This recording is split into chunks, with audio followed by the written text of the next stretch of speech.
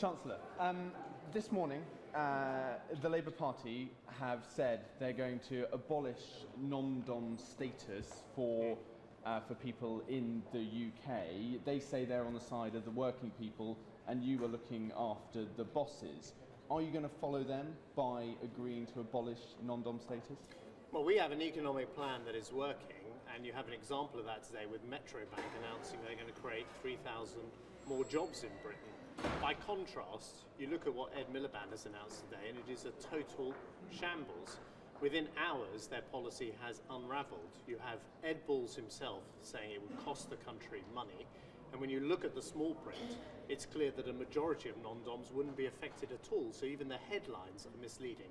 It is a classic example of the economic chaos and the confusion you get with Ed Miliband. And by contrast, the Conservative approach, my approach, has been to increase the levy the non-doms pay, so we collect over £1 billion in tax from them, and we protect the jobs in Britain that depend on foreign investment. I mean, most members of the public will see this as an archaic system that's been around for 200 years and lets the rich get away with paying less tax, which is largely what it does. So if you're really on the side of hard-working people, wouldn't you get rid of it? Well, what you see from the opposition today is classic policy making from an opposition that has no economic credibility, and as a result the policy has unravelled this morning. You have Ed Balls himself saying that it would cost Britain money, and then when you look at the small print of the policy you see that a majority of the non-doms wouldn't be affected at all, so the headlines are misleading.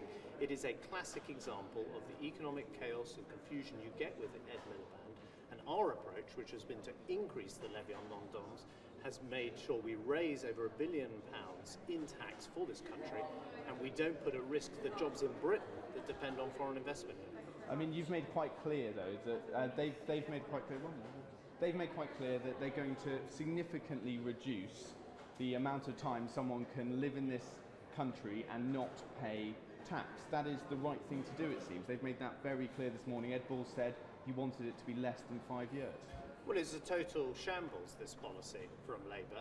If you look closely at what they've announced, it doesn't bear scrutiny. It's indeed unravelled this morning. You have Ed Balls on radio saying that actually it would cost Britain money if you pursued this approach. And then when you actually look at the detail of what the Labour Party have announced today, it's clear that a majority of non-doms wouldn't be affected by the policy at all. So it is, in my view, a classic example of the economic chaos and confusion you'd get with Ed Miliband.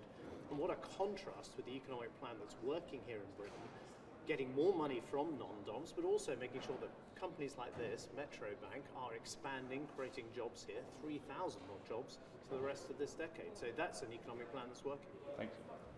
Thank you.